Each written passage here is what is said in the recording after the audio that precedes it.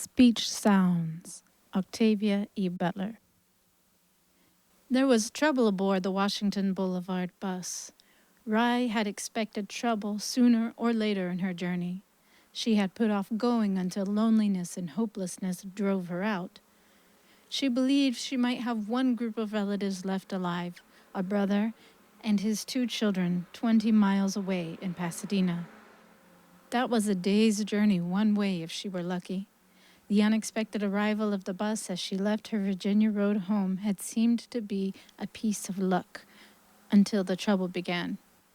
2 young men were involved in a disagreement of some kind, or more likely, a misunderstanding. They stood in the aisle, grunting and gesturing at each other, each in his own uncertain T stance as a bus lurched over the potholes. The driver seemed to be putting some effort into keeping them off balance. Still, their gestures stopped just short of contact. Mock punches, hand games of intimidation to replace lost curses. People watched the pair, then looked at one another and made small, anxious sounds. 2 children whimpered. Rice sat a few feet behind the disputants and across from the back door. She watched the 2 carefully, knowing the fight would begin when someone's nerve broke, or someone's hand slipped, or someone came to the end of his limited ability to communicate. These things could happen any time. One of them happened as a bus hit an especially large pothole, and one man, tall, thin, and sneering, was thrown into his shorter opponent. Instantly, the shorter man drove his left fist into the disintegrating sneer. He hammered his larger opponent as though he neither had nor needed any weapon other than his left fist. He hit quickly enough, hard enough, to batter his opponent down before the taller man could regain his balance or hit back even once. People screamed or squawked in fear. Those nearby scrambled to get out of the way. 3 more young men roared in excitement and gestured wildly. Then somehow, a second dispute broke out between 2 of these 3, probably because one inadvertently touched or hit the other. As the second fight scattered frightened passengers, a woman shook the driver's shoulder and grunted as she gestured toward the fighting. The driver grunted back through bared teeth. Frightened, the woman drew away. Rye, knowing the methods of bus drivers, braced herself and held on to the crossbar of the seat in front of her. When the driver hit the brakes, she was ready, and the combatants were not. They fell over their seats and onto screaming passengers, creating even more confusion. At least one more fight started. The instant the bus came to a full stop, Rye was on her feet, pushing the back door. At the second push, it opened and she jumped out, holding her pack in one arm. Several other passengers followed, but some stayed on the bus. Buses were so rare and irregular now. People rode when they could, no matter what. There might not be another bus today or tomorrow. People started walking, and if they saw a bus, they flagged it down. People making intercity trips like Rye's from Los Angeles to Pasadena made plans to camp out, or risked seeking shelter with locals who might rob or murder them. The bus did not move, but Rye moved away from it. She intended to wait until the trouble was over and get on again. But if there was shooting, she wanted the protection of a tree. Thus, she was near the curb when a battered blue Ford on the other side of the street made a U-turn and pulled up in front of the bus. Cars were rare these days, as rare as a severe shortage of fuel and of relatively unimpaired mechanics could make them. Cars that still ran were as likely to be used as weapons as they were to serve as transportation. Thus, when the driver of the Ford beckoned to Rye, she moved away warily.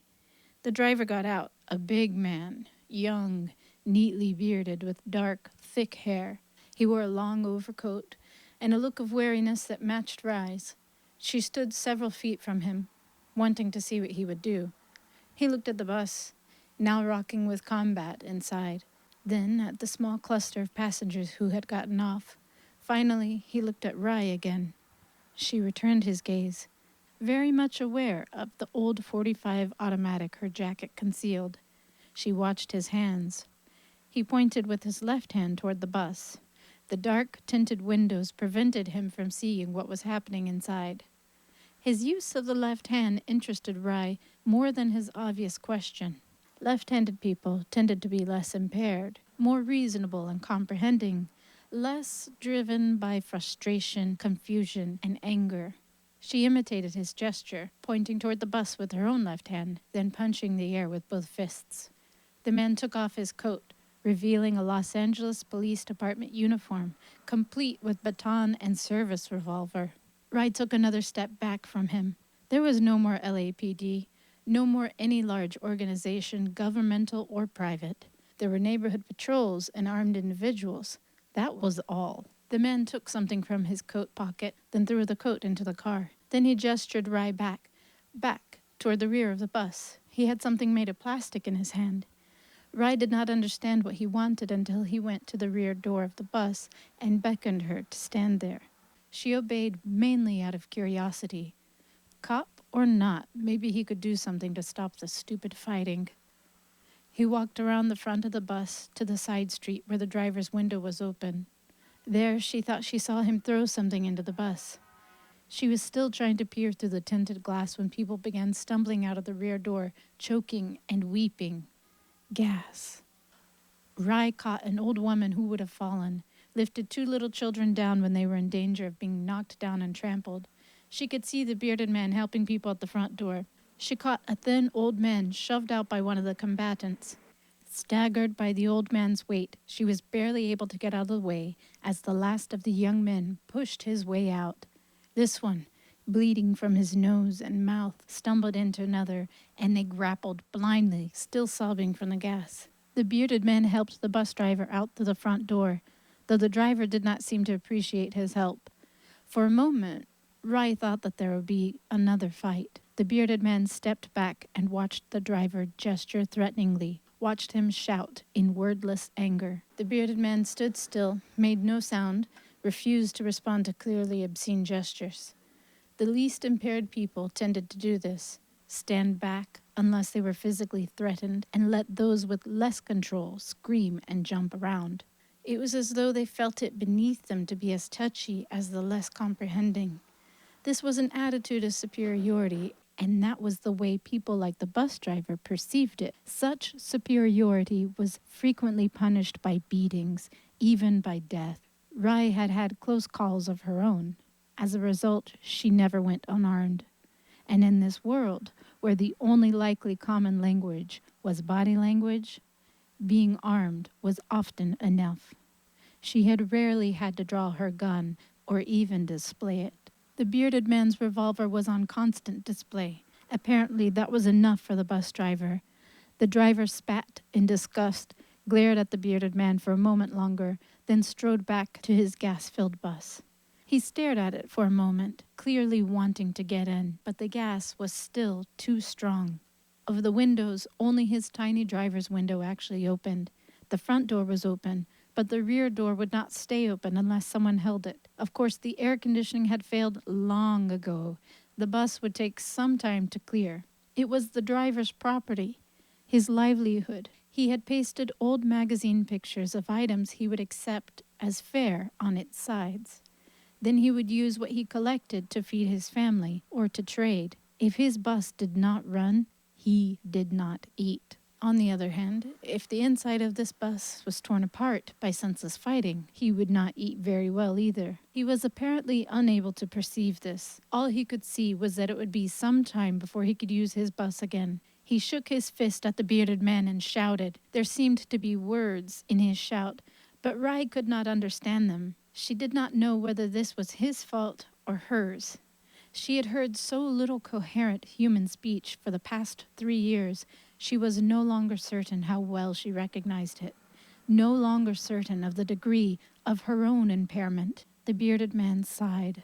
He glanced toward his car, then beckoned to Rye. He was ready to leave, but he wanted something from her first.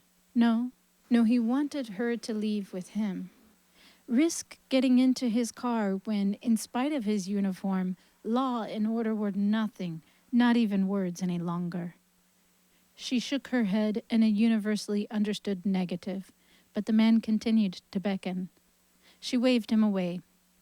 He was doing what the less impaired rarely did, drawing potentially negative attention to another of his kind. People from the bus had begun to look at her. One of the men who had been fighting tapped another on the arm. then pointed from the bearded man to Rye, and finally held up the first two fingers of his right hand as though giving 2/3 of a Boy Scout salute. The gesture was very quick, its meaning obvious even at a distance. She had been grouped with the bearded man. Now what? The man who had made the gesture started toward her. She had no idea what he intended, but she stood her ground. The man was half a foot taller than she was, and perhaps 10 years younger. She did not imagine she could outrun him, nor did she expect anyone to help her if she needed help. The people around her were all strangers. She gestured once, a clear indication to the man to stop. She did not intend to repeat the gesture.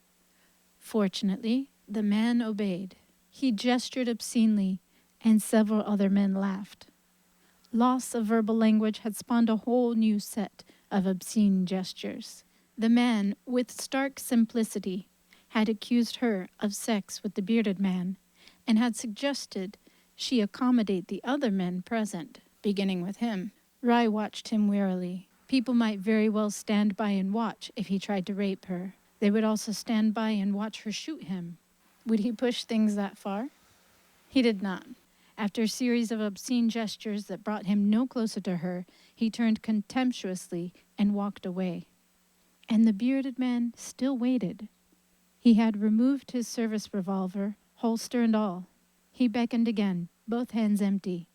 No doubt his gun was in the car and within easy reach, but his taking it off impressed her. Maybe he was all right. Maybe he was just alone. She had been alone herself for 3 years. The illness had stripped her, killing her children one by one, killing her husband, her sister, her parents.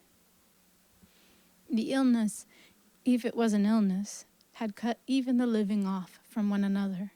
As it swept over the country, people hardly had time to lay blame on the Soviets, though they were falling silent along with the rest of the world on a new virus, a new pollutant, radiation, divine retribution. The illness was stroke swift in the way it cut people down and stroke-like in some of its effects, but it was highly specific. Language was always lost or severely impaired. It was never regained. Often there was also paralysis, intellectual impairment, death. Rye walked toward the bearded man, ignoring the whistling and applauding of 2 of the young men and their thumbs-up signs to the bearded man. If he had smiled at them or acknowledged them in any way, she would almost certainly have changed her mind. If she had let herself think of the possible deadly consequences of getting into a stranger's car, she would have changed her mind. Instead, she thought of the man who lived across the street from her. He rarely washed since his bout with the illness, and he had gotten into the habit of urinating wherever he happened to be. He had 2 women already, one tending each of his large gardens. They put up with him in exchange for his protection. He had made it clear that he wanted Rye to become his 3rd woman. She got into the car, and the bearded man shut the door. She watched as he walked around the driver's door. Watched for his sake because his gun was on the seat beside her. And the bus driver and a pair of young men had come a few steps closer. They did nothing, though, until the bearded man was in the car. Then one of them threw a rock. Others followed his example, and as the car drove away, several rocks bounced off harmlessly. Then when the bus was some distance behind them, Rye wiped sweat from her forehead and longed to relax. The bus would have taken her more than halfway to Pasadena. She would have had only 10 miles to walk. She wondered how far she would have to walk now, and wondered if walking a long distance would be her only problem. At Figueroa in Washington, where the bus normally made a left turn, the bearded man stopped, looked at her, and indicated that she should choose a direction. When she directed him left, and he actually turned left, she began to relax. If he was willing to go where she directed, perhaps he was safe. As they passed blocks of burned, abandoned buildings, empty lots, and wrecked or stripped cars, he slipped a gold chain over his head and handed it to her. The pendant attached to it was a smooth, glassy black rock. Obsidian. His name might be Rock or Peter or Black, but she decided to think of him as Obsidian. Even her sometimes useless memory would retain a name like Obsidian. She handed him her own name symbol, a pin in the shape of a large golden stalk of wheat. She had bought it long before the illness and the silence began, and now she wore it, thinking it was as close as she was likely to come to Rye. People like Obsidian, who had not known her before, probably thought of her as wheat. Not that it mattered. She would never hear her name spoken again. Obsidian handed her pen back to her. He caught her hand as she reached for it and rubbed his thumb over her calluses. He stopped at First Street and asked which way again. Then, after turning right as she had indicated, he parked near the music center. There, he took a folded paper from the dashboard and unfolded it. Rye recognized it as a street map, though the writing on it meant nothing to her. He flattened the map, took her hand again, and put her index finger on one spot. He touched her, touched himself, pointed toward the floor. In effect, "We are here." She knew he wanted to know where she was going. She wanted to tell him, but she shook her head sadly. She had lost reading and writing. That was her most serious impairment and her most painful. She had taught history at UCLA. She had done freelance writing. Now she could not even read her own manuscripts. She had a house full of books that she could neither read nor bring herself to use as fuel, and she had a memory that would not bring back to her much of what she had read before. She stared at the map, trying to calculate. She had been born in Pasadena, had lived for 15 years in Los Angeles. Now she was near LA's Civic Center. She knew the relative positions of the two cities, knew streets, directions, even knew to stay away from freeways, which might be blocked by wrecked cars and destroyed overpasses. She ought to know how to point out Pasadena, even though she could not recognize the word. Hesitantly, she placed her hand over a pale orange patch in the upper right corner of the map. That should be right. Pasadena. Obsidian lifted her hand and looked under it, then folded the map and put it back on the dashboard. He could read, she realized belatedly. He could probably write, too. Abruptly, she hated him. Deep, bitter hatred. What did literacy mean to him? A grown man who played cops and robbers? But he was literate, and she was not. She never would be. She felt sick to her stomach with hatred, frustration, and jealousy, and only a few inches from her hand was a loaded gun. She held herself still, staring at him, almost seeing his blood, but her rage crested and ebbed, and she did nothing. Obsidian reached for her hand with hesitant familiarity. She looked at him. Her face had already revealed too much. No person still living in what was left of human society could fail to recognize that expression, that jealousy. She closed her eyes warily, drew a deep breath. She had experienced longing for the past, hatred for the present, growing helplessness, purposelessness, but she had never experienced such a powerful urge to kill another person. She had left her home, finally, because she had come near to killing herself.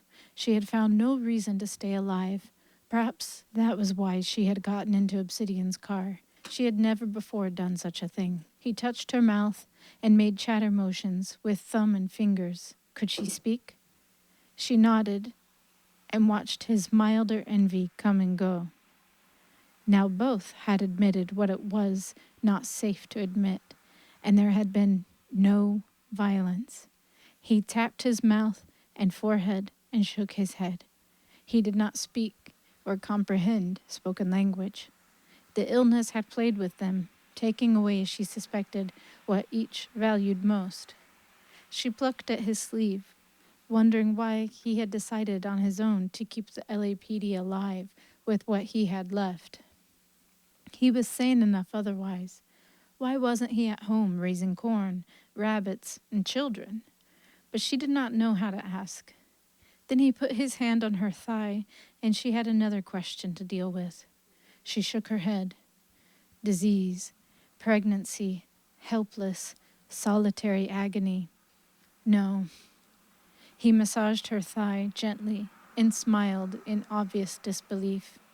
No one had touched her for 3 years. She had not wanted anyone to touch her. What kind of world was this to chance bringing a child into, even if the father were willing to stay and help raise it? It was too bad, though. Obsidian could not know how attractive he was to her. Young, probably younger than she was, clean, asking for what he wanted rather than demanding it, but none of that mattered. What were a few moments of pleasure measured against a lifetime of consequences? He pulled her closer to him, and for a moment she let herself enjoy the closeness. He smelled good, male and good. She pulled away reluctantly. He sighed, reached toward the glove compartment. She stiffened, not knowing what to expect, but all he took out was a small box. The writing on it meant nothing to her. She did not understand until he broke the seal, opened the box, and took out a condom. He looked at her, and she first looked away in surprise, and then she giggled. She could not remember when she had last giggled. He grinned and gestured toward the back seat, and she laughed aloud. Even in her teens, she had disliked back seats of cars, but she looked around at the empty streets and the ruined buildings. Then she got out and into the back seat. He let her put the condom on him, then seemed surprised at her eagerness. Some time later, they sat together, covered by his coat, unwilling to become clothed near strangers again just yet. He made rock-the-baby gestures and looked questioningly at her. She swallowed and shook her head. She did not know how to tell him her children were dead. He took her hand and drew a cross on it with his index finger, then made his baby-rocking gesture again. She nodded, held up 3 fingers, then turned away, trying to shut out a sudden flood of memories. She had told herself that the children growing up now were to be pitied. They would run through the downtown canyons with no real memory of what the buildings had been or even how they had come to be. Today's children gathered books as well as wood to be burned as fuel. They ran through the streets, chasing one another and hooting like chimpanzees. They had no future. They were now all they would ever be. He put his hand on her shoulder, and she turned suddenly, fumbling for his small box, then urging him to make love to her again. He could give her forgetfulness and pleasure. Until now, nothing had been able to do that. Until now, every day had brought her closer to the time when she would do what she had left home to avoid doing, putting her gun in her mouth and pulling the trigger. She asked Obsidian if he would come home with her, stay with her. He looked surprised and pleased once he understood, but he did not answer at once. Finally, he shook his head, as she had feared he might. He was probably having too much fun playing cops and robbers and picking up women. She dressed in silent disappointment, unable to feel any anger toward him. Perhaps he already had a wife and a home. That was likely. The illness had been harder on men than on women, had killed more men, had left male survivors more severely impaired. Men like Obsidian were rare. Women either settled for less or stayed alone. If they had found an Obsidian, they did what they could do to keep him. Rai suspected he had someone younger, prettier, keeping him. He touched her while she was strapping her gun on and asked with a complicated series of gestures whether it was loaded. She nodded grimly. He patted her arm. She asked once more if he would come home with her, this time using a different series of gestures. He had seemed hesitant. Perhaps he could be courted. He got out and into the front seat without responding. She took her place in front again, watching him. Now he plucked at his uniform and looked at her. She thought she was being asked something, but did not know what it was. He took off his badge, tapped it with one finger, and then tapped his chest. Of course. She took the badge from his hand and pinned her wheat stalk to it. If playing cops and robbers was his only insanity, let him play. She would take him, uniform and all. It occurred to her that she might eventually lose him to someone he would meet as he had met her. But she would have him for a while. He took the street map down again, tapped it, pointed vaguely northeast toward Pasadena, and then looked at her. She shrugged, tapped his shoulder, and then her own, and held up her index and second fingers, tight together, just to be sure. He grasped the 2 fingers and nodded. He was with her. She took the map from him and threw it on the dashboard. She pointed back southwest, back toward home. Now she did not have to go to Pasadena. Now she could go on having a brother there and 2 nephews, 3 right-handed males. Now she did not have to find out for certain whether she was alone, as she feared. Now she was not alone. Obsidian took Hill Street south, then Washington west, and she leaned back, wondering what it would be like to have someone again. With what she had scavenged, what she had preserved, and what she grew, there was easily enough food for them. There was certainly room enough in a 4-bedroom house. He could move his possessions in. Best of all, the animal across the street would pull back and possibly not force her to kill him. Obsidian had drawn her closer to him, and she had put her head on his shoulder when suddenly he braked hard, almost throwing her off the seat. Out of the corner of her eye, she saw that someone had run across the street in front of the car. 1 car on the street, and someone had to run in front of it. Straightening up, Rai saw that the runner was a woman, fleeing from an old frame house to a boarded-up storefront. She ran silently, but the man who followed her a moment later shouted what sounded like garbled words as he ran. He had something in his hand. Not a gun. A knife, perhaps. The woman tried a door, found it locked, looked around desperately, finally snatched up a fragment of glass broken from the storefront window. With this, she turned to face her pursuer. Rai thought she would be more likely to cut her own hand than to hurt anyone else with the glass. Obsidian jumped from the car, shouting. It was the first time Rai had heard his voice, deep and hoarse from disuse. He made the same sound over and over, the way some speechless people did. Da, da, da. Rai got out of the car as Obsidian ran toward the couple. He had drawn his gun. Fearful, she drew her own and released the safety. She looked around to see who else might be attracted to the scene. She saw the man glance at Obsidian, then suddenly lunge at the woman. The woman jabbed his face with her glass, but he caught her arm and managed to stab her twice before Obsidian shot him. The man doubled, then toppled, clutching his abdomen. Obsidian shouted, then gestured Rai over to help the woman. Rai moved to the woman's side, remembering that she had little more than bandages and antiseptic in her pack, but the woman was beyond help. She had been stabbed with a long, slender boning knife. She touched Obsidian to let him know that the woman was dead. He had bent to check the wounded man, who lay still and also seemed dead. But as Obsidian looked around to see what Rai wanted, the man opened his eyes. Face contorted, he seized Obsidian's just holstered revolver and fired. The bullet caught Obsidian in the temple, and he collapsed. It happened just that simply, just that fast. An instant later, Rai shot the wounded man as he was turning the gun on her. And Rai was alone, with 3 corpses. She knelt beside Obsidian, dry-eyed, frowning, trying to understand why everything had suddenly changed. Obsidian was gone. He had died and left her like everyone else. 2 very small children came out of the house from which the man and woman had run, a boy and girl perhaps 3 years old. Holding hands, they crossed the street toward Rai. They stared at her, then edged past her and went to the dead woman. The girl shook the woman's arm, as though trying to wake her. This was too much. Rai got up, feeling sick to her stomach with grief and anger. If the children began to cry, she thought she would vomit. They were on their own, those 2 kids. They were old enough to scavenge. She did not need any more grief. She did not need a stranger's children who would grow up to be hairless chimps. She went back to the car. She could drive home, at least. She remembered how to drive. The thought that Obsidian should be buried occurred to her before she reached the car, and she did vomit. She had found and lost the man so quickly. It was as though she had been snatched from comfort and security and given a sudden, inexplicable beating. Her head would not clear. She could not think. Somehow she made herself go back to him, look at him. She found herself on her knees beside him with no memory of having knelt.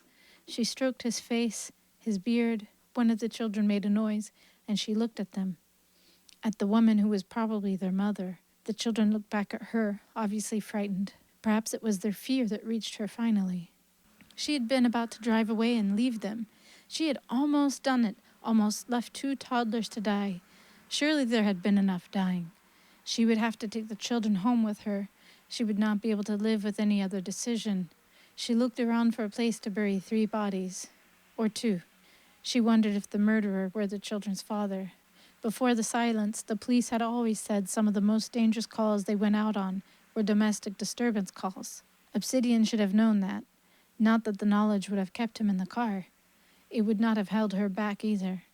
She could not have watched the woman murdered and done nothing. She dragged Obsidian toward the car. She had nothing to dig with her and no one to guard her while she dug.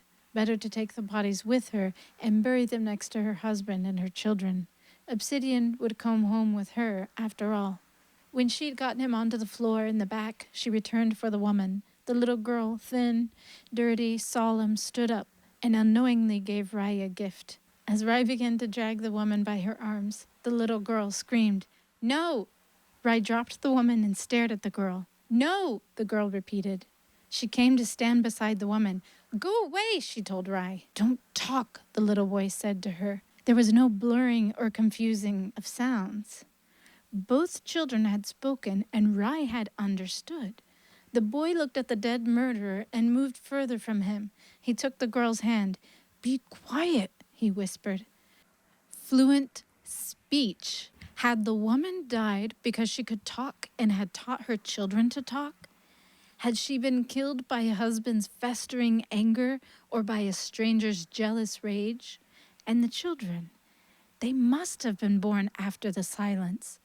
Had the disease run its course then? Or were these children simply immune? Certainly they had had time to fall sick and silent. Rai's mind leaped ahead. What if children of 3 or fewer years were safe and able to learn language? What if all they needed were teachers? Teachers and protectors. Rai glanced at the dead murderer. To her shame, she thought she could understand some of the passions that must have driven him, whomever he was. Anger, frustration, hopelessness, insane jealousy.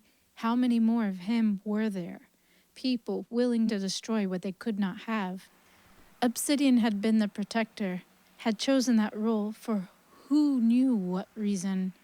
Perhaps putting on an obsolete uniform and patrolling the empty streets had been what he did instead of putting a gun into his mouth.